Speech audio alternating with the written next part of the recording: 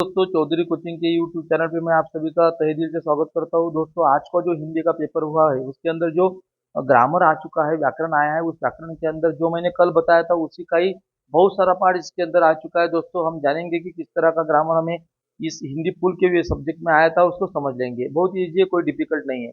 दोस्तों, पहले हमें आया था अधूरी की शब्द का शब्द भेद पहचान कर लिखिए। तो यहाँ पे आया था, वे हलवाई पूरी और ताजी दूध मलाई खाते हैं। ताजी को अंडरलाइन है तो उसे विशेष विशेषण कहते हैं और उसको गुणवाचक विशेषण कहते हैं। लेकिन आपने खाली विशेषण लिखा तो भी गुण पूरे मिलने वाले हैं दोस्तों, क्योंकि दूध मलाई के बारे में वो विशेष जानकारी दे रहा है। ठीक है, दूसरा देखेंगे दोस्तों।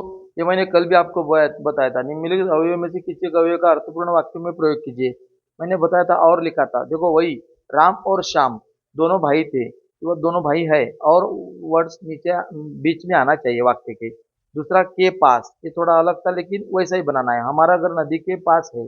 बस ज्यादा डिफिकल्ट नहीं है दोस्तों। और एक चीज कल हुई है, जैसे मैंने आपको जो बताया था व्यंजन संधि के अंदर भी वही चीज आई है। देखो दोस्तों, खाली मैंने ये सदैव आपको करके दिया था, वो वृद्धि संधि है और उसका शब्द आता है सदैव। दूसरा यहाँ पे आपको दिग्गज दिया है, दिक प्लस गज, ये व्यंजन संधि आती है दोस्तों। ऐसा हमने बोला था, कोई भी एक लिखनी थी और नीचे वाली मैंने बताई थी आपको, वो अगर लिखी होंगी तो मार्क पूरे मिलने वाले हैं। दोस्तों, कल एक बात ऐसी हुई कि मैंने पूरा हिंदी का पूरा पेपर पैटर्न डाला था, लेकिन गलती से वो अपलोड नहीं हुआ, दूसरा ही आया है, इसलिए वो अच्छी तरह से आपको मिल नहीं पाया। उसके लिए मैं आपसे क्षमा मांगता हूँ और आपको ये जो इसका ग्रामर है वो बताऊंगा, अच्छी तरह से ध्यान देना। देखो दोस्तों, निम्नलिखित वाक्य में से एक वाक्य को, यहाँ पे बोला गया है कि निम्नलिखित वाक्य में से एक वाक्य को सहायक क्रिया पहचान कर लिखिए। मैंने बोला था सहायक क्रिया किसे कहते हैं, कि जो क्रिया को सहाय्य कर रहा है। तो यहाँ पे देखो दोस्तों, सके, रखना, तो रख के सके, रख सके, तो सके आखिरी का वर्ड लेना है, सकना ऐसा लिख देना है दोस्तों। मैंने ये बोला था आखिरी का वर्ड लेना है चले, चलना ये क्रिया है, रखना ये क्रिया है, तो चलने के लिए आखिरी का वर्ड गए लिया और उसको जाना ऐसा लिख देना है। बस इतना ही लिखना था, बाकी कोई डिफिकल्ट नहीं है। ये प्रथम और द्वितीय प्रेरणार्थक क्यों मैंने बोला था आपको, देखना, दिखाना, दिखवाना, तोड़ना, तुड़ाना, तुड़वाना, बस ऐसा लिखना था, कोई डिफिकल्ट नहीं था दोस्तों। आगे देखिए मुहावरे, और उसको और भी दिया है ना, अथवा दिया है। मैंने ये बोला था अगर ये हुआ तो लिखो, नहीं तो अथवा बहुत ईजी रहता है। तो वो दोनों भी देखेंगे। मुंह लाल होना, शर्मिंदा होना, तो इसका वाक्य आता है, राजेश की चोरी सबके सामने पकड़ी गई तो उसका मुंह लाल हुआ, और उसको अंडरलाइन कर देना। उसके बाद देखो दूसरा, टांग अड़ाना, रास्ते में रुकावट डालना। हर काम में टांग अड़ाने की राजू की पुरानी आदत है। टांग अड़ाना, तो इसको अंडरलाइन करना है, कोई डिफिकल्ट नहीं है। अथवा में तो बहुत ईजी है।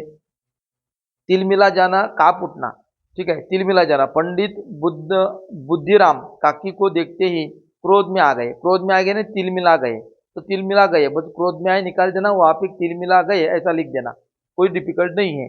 आपने लिखा होगा। मैंने कल भी एक बोला था दोस्तों, से और क का की बोला था, ये के आ गया। देखो के लिए मैंने बोला था आपको क्या आएगा, खाली से के लिए बताया नहीं था क्योंकि उस पेपर में वो नहीं था, लेकिन यहाँ पे देखो से के लिए आता है, से करण कारक उसको बोलते हैं दोस्तों।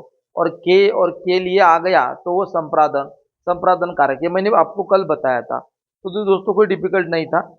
अभी देखो यहाँ पे एक जो दिया है, निम्नलिखित वाक्य यथाचित विराम चिन्हों का प्रयोग कीजिए। जल्दी जल्दी पैर पैर बढ़ा, अभी क्या है, जल्दी जल्दी में थोड़ा सा ऐसा अपसरण चिन्ह देना है और आखिरी में खड़ी लकीर, यानी जिसको हम पूर्ण विराम बोलते हैं।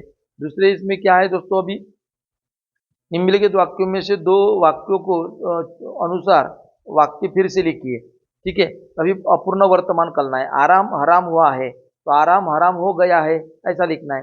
अभी दूसरा वाक्य क्या है दोस्तों, यहाँ पे ये मैंने देखो, ये वाक्य भी मैंने कल दिया था, वे बाजार से नई पुस्तक खरीदते हैं, वे बाजार से नई पुस्तक खरीदेंगे, भूतकाल वही वाक्य आया। ठीक है, दूसरा एक वाक्य देखो, मैंने खिड़की से गर्दन निकालकर खिड़की से स्वर में कहा, सामान्य भविष्य काल करो, करने वाला था, मुझे मैं खिड़की की गर्दन निकालकर खिड़की के स्वर में कहने वाला था, बस ऐसा लिखना था, कोई डिफिकल्ट नहीं था। अगर अच्छी तरह से देखे तो समझ में आया था। निम्नलिखित वाक्य रचना के आधार पर कौन सा है लिखना पड़ेगा। पहला अपन ने उस दिन बताया था तो कि खाली विधान विधानार्थी था। अभी यहाँ पे देखो मैंने आपको बता दिया था, अभी यहाँ पे और है, अगर दो वाक्य को जोड़ रहा तो उसको संयुक्त वाक्य कहते हैं, मराठी के अंदर भी आपको पता होगा। अभी नीचे का वाक्य है वो अर्थपूर्ण लिखना है सूचना के अनुसार। मैं आज रात का खाना यहाँ खाऊंगा, विधान देखो, ठीक है, मैं आज रात का खाना बस इतना ही लिखना है, मैं आज रात का खाना खाऊंगा, यहाँ निकाल दो। ठीक है, सही खाऊंगा, तो यही ये वर्ड्स निकाल दो और खाऊंगा इतना लिख दो। आगे देखो क्या बोला, प्रश्नार्थिक करो। हमें बोला गया था मानू इतना ही बोल सकी, मानू इतना ही बोल सकी, तो हमें क्या करना है, क्या क्या ये डाल देना है और कॉमा लग के आखिरी में क्वेश्चन मार्क लगा देना है, कोई डिफिकल्ट नहीं है। अब ये वाक्य शुद्ध करके लिखिए। तो लक्ष्मी का एक जिब्बेदार जुब्बेदार पूछ था, तो ऐसा नहीं है, लक्ष्मी की जुब्बेदार पूछ थी, ऐसा आएगा।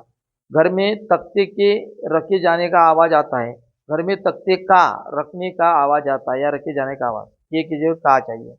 ठीक है, इस तरह का ये डिफिकल्ट नहीं था दोस्तों, बहुत इजी था। और लेटर राइटिंग भी, पत्र लेखन भी कोई भी डिफिकल्ट नहीं था दोस्तों। अगर अच्छी तरह से किया होगा तो मार्क पूरी मिलने वाली है आपको।